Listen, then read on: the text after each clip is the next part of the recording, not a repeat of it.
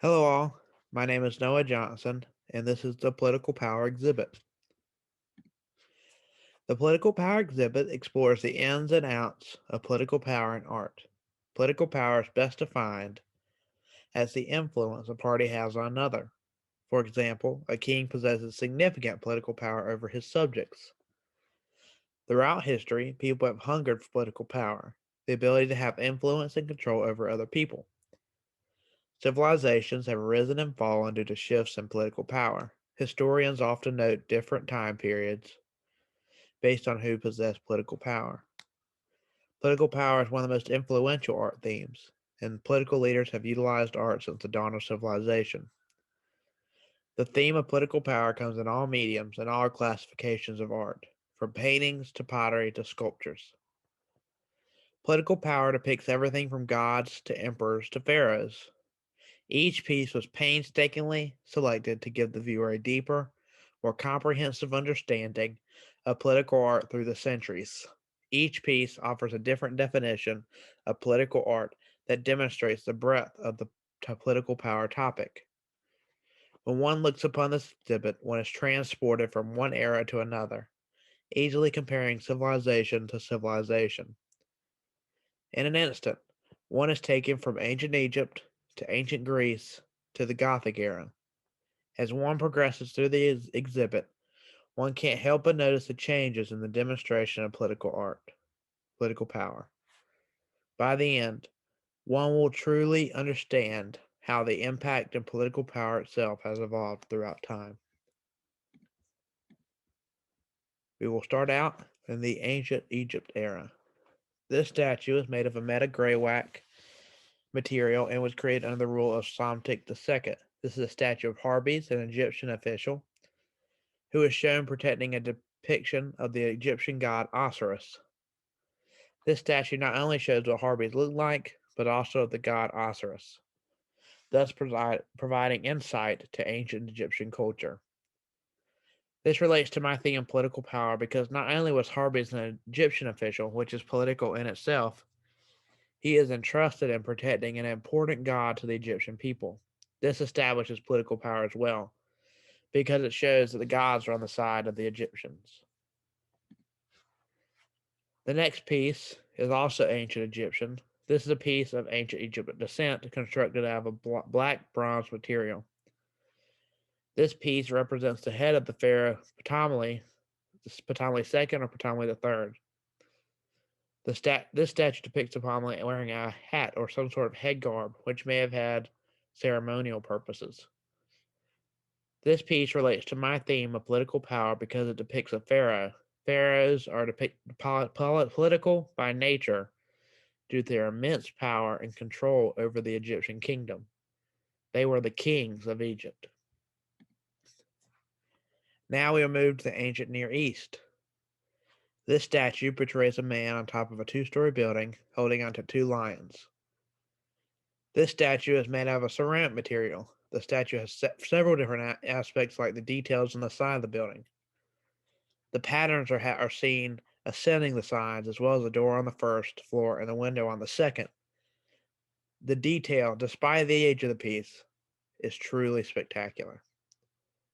I believe that this statue relates to my theme of political power because when you want to establish said political power, you need to establish dominance. And personally, I feel that holding on to a pair of lions certainly established dominance. This piece is one that depicts Lama, a protective goddess. This piece is constructed out of an alabaster material, which is a type of stone. It originates from southern Mesopotamia. This artwork is classified as a stele.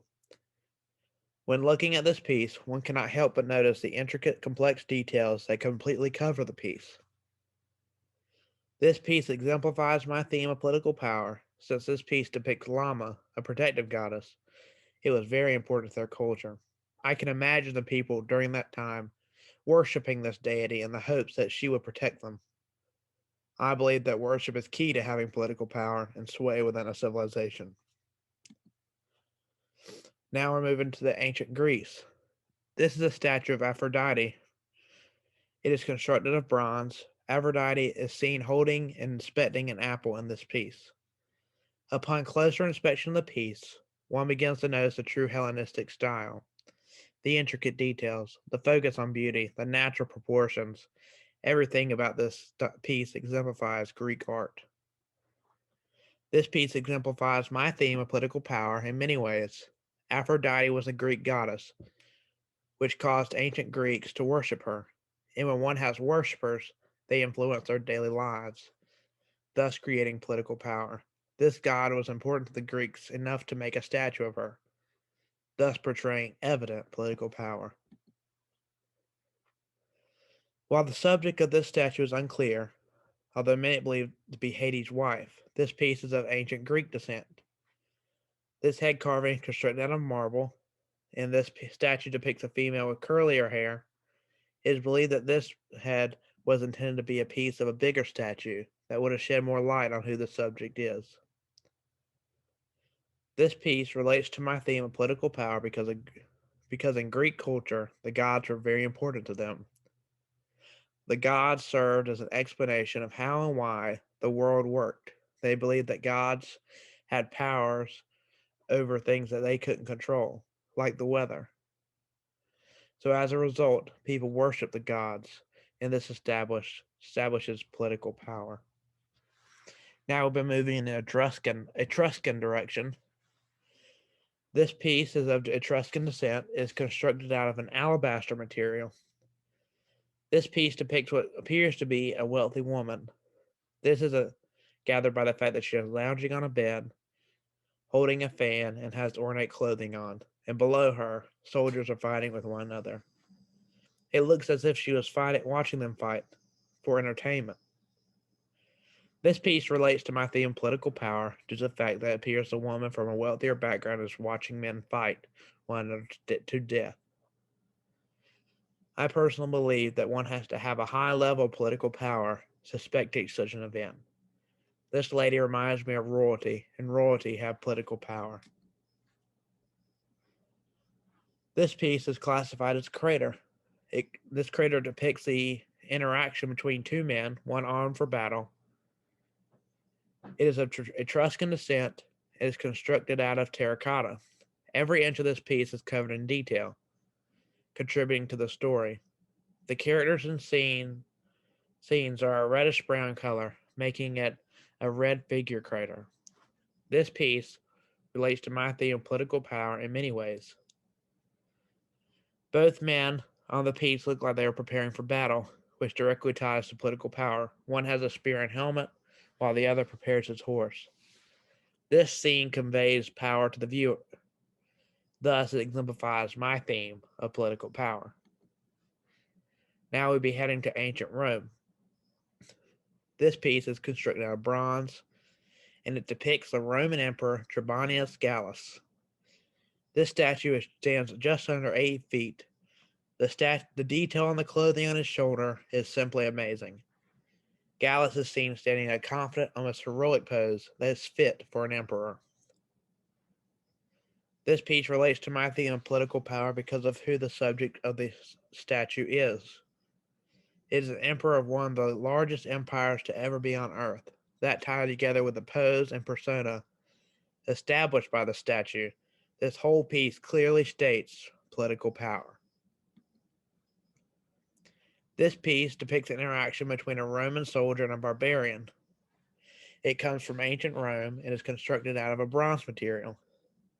It appears that the Roman soldier is winning, as can be seen by the Roman pulling on the head of the barbarian and stepping on him. This piece conveys my theme of political power in several ways. These people depicted in this piece are soldiers, and soldiers act out the commands of their leader, who possess great political power. Since the Roman is winning, it conveys political power because winning on the battlefield creates political power. Now we're head to the Byzantine Empire, Byzantinian era. This plate depicts when David slayed the lion. It originates from the Byzantine era being constructed, and it was constructed out of silver. When looking closer at the piece, one can't help but notice the intricate details of the plate. The way there are folds in David's cape, and each individual hair of the lion is truly breathtaking. This scene shows David clubbing the great beast with a giant branch. This piece exemplifies my theme of political power, with the lion being such a ferocious beast, slaying it is no small feat. In doing so, it created a tremendous amount of respect and political power among his community. The other members of the community may begin to seek the help of David since he was able to kill a lion with a mere tree branch. This piece is of Byzantine descent. It is constructed out of ivory and shows the killing of King Hazor. When looking closer at the piece, notice the details of the faces and bodies of the people. Notice the stoic expression of the man killing the king of Hazor. This piece truly exemplifies my theme of political power. Kings, by nature, have great political power, but to kill a king provides that much more. To kill someone of such importance and power greatly extends one's own political power. Finally, we're moving to the Gothic era. This one is of French descent. It is constructed out of limestone and is a portrayal of a king in what appears to be formal clothing.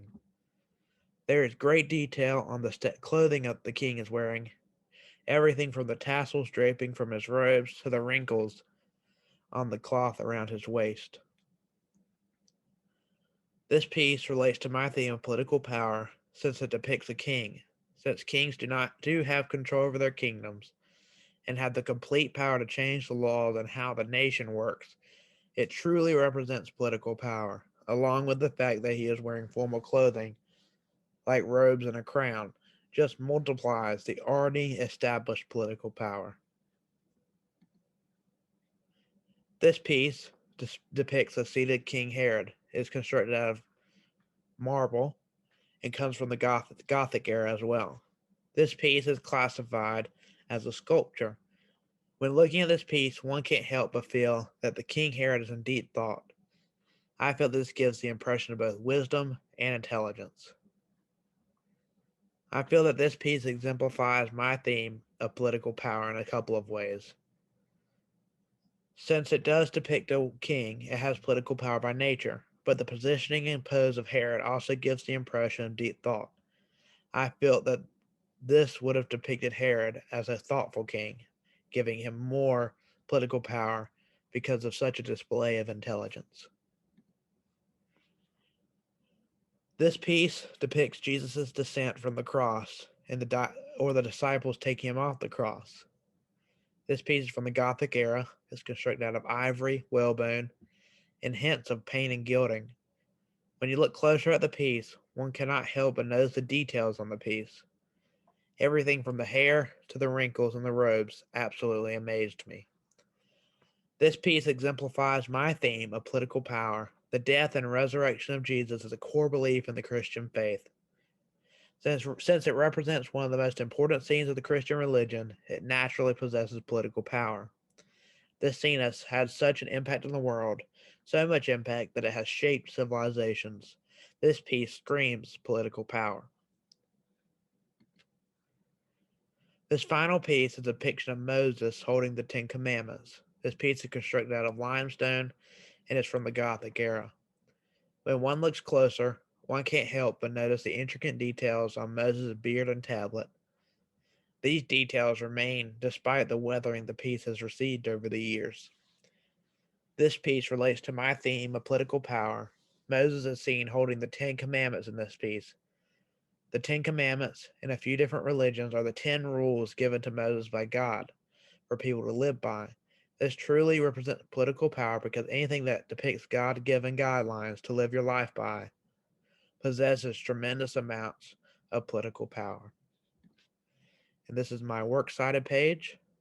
Thank you for exploring my exhibit with me. Thank you.